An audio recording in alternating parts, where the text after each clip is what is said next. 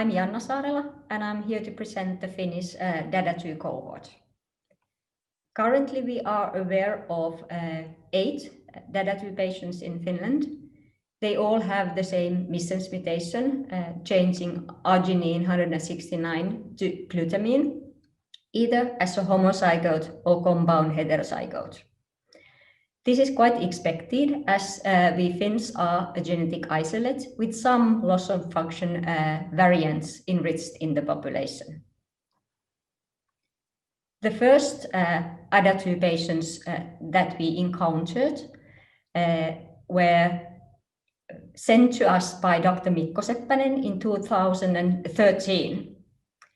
And the sisters in this family presented with polyarteritis nodosa, Raynaud's syndrome, liver reticularis, polyneuropathy, chronic lymphopenia, and worsening of vasculitis or strokes after bacterial infections. At that time, by exome sequencing, we identified them to be deficient for ADA2. Both sisters are currently alive, and we are following the one living in Helsinki, namely the younger of the two sisters, who's 42 years old. In 2014, she had a brainstem infarction and has mild dysarthria after that. Otherwise, she has all the other symptoms that she presented with initially.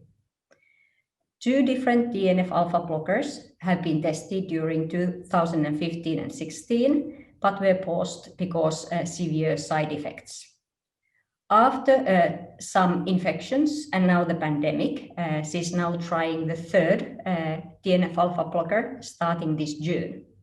In addition to that, she only has supportive medication for her disease. All our patients have cytopenia, and interestingly, 4 of them have TLGL lymphoproliferation. The first patient with TLGL is a 47-year-old woman who had since early childhood had severe viral and bacterial infections and autoimmune symptoms. At the age of 20, she was diagnosed with TLGL leukemia that was initially treated with cladribine, and then later on, roughly 10 years intervals with methotrexate prednisolone, or the latest time, 2014, with methotrexate. She has developed both infection and organ complications during this time, but currently she is doing relatively good. Her TLGL is in remission.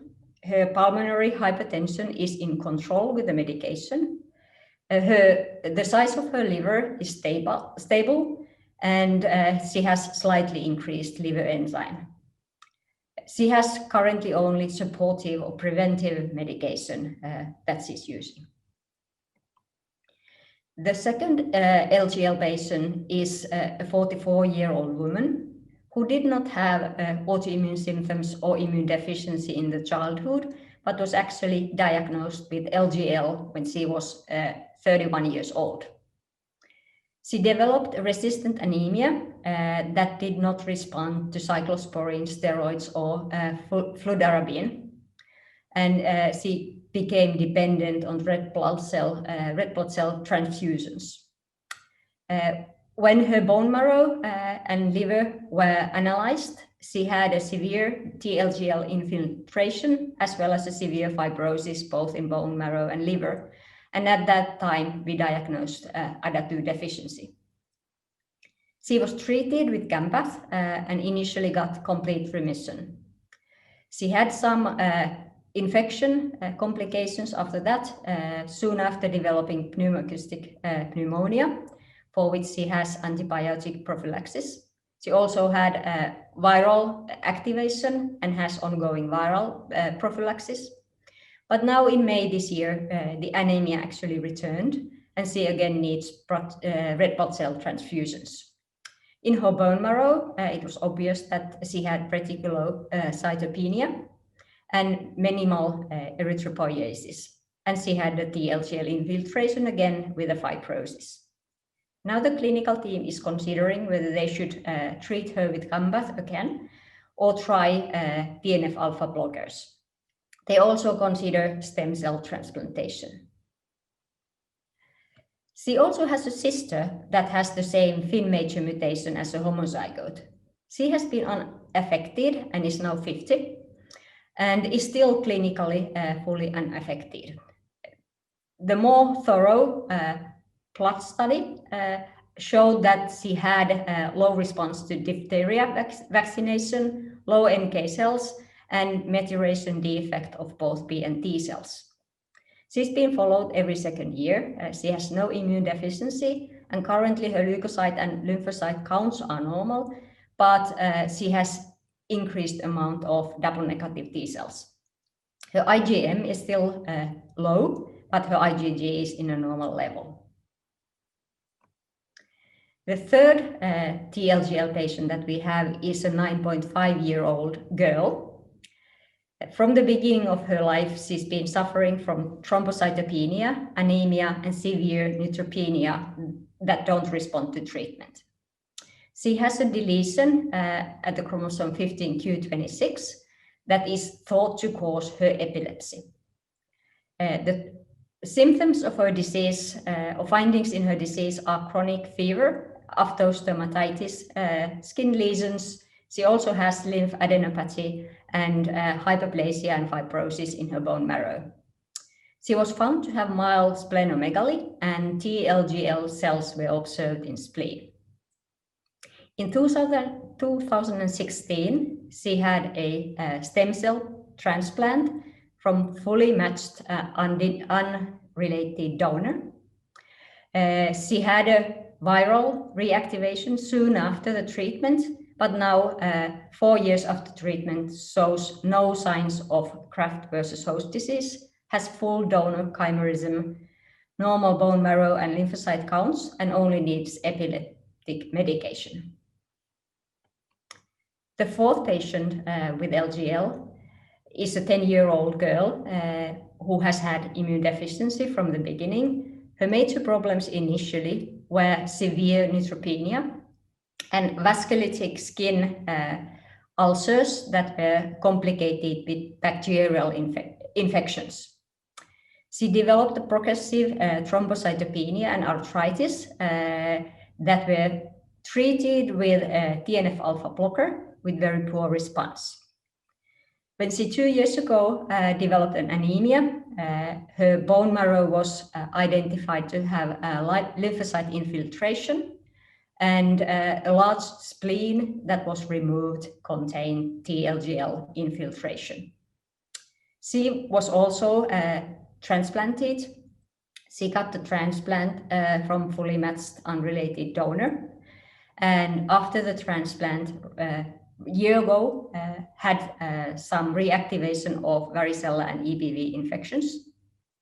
But 1 year after transplant is now full donor chimerism. She has no infections. Her blood counts and bone marrow are normal, but she's still on antibiotic prophylaxis because of the rituximab treatment for EBV. She does have dry skin or atopic skin lesions that would fit the picture of cutaneous mild chronic graft versus host disease.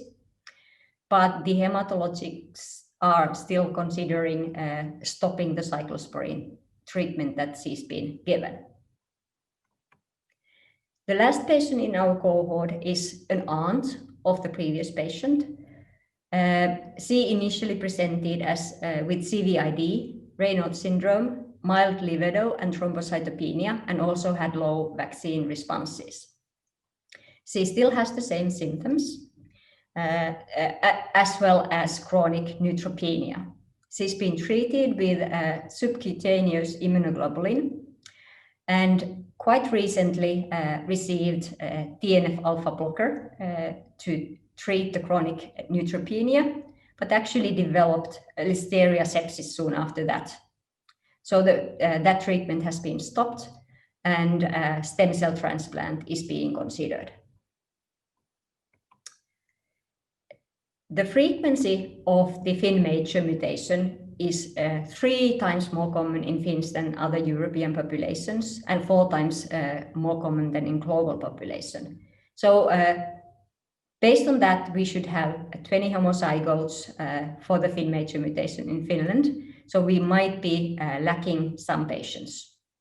We do know also that we should have 21,000 heterozygote carriers for the mutation. This leads me to one research journey that we are about to begin, and that is utilizing the FinnGen project, which is a collaboration between the Finnish biobanks, universities, hospitals, and hospital districts, as well as healthcare and pharma industry companies. The project aims of collecting health data, biobank sample, and genome data from 500,000 Finnish individuals. And it's directed by Professor Arno Palotie. With the estimate, there should be 2,000 Finn major mutation carriers within that cohort. As the cohort collects health information from hospital discharge registries, outpatient visits, primary care, and different national health registries, this will give us a unique opportunity to assess if persons carrying heterozygote ADA2 mutations are predisposed to develop stroke, hematological malignancy, immune dysregulation, or any other diseases. With this, I'll stop and I'm happy to have any questions.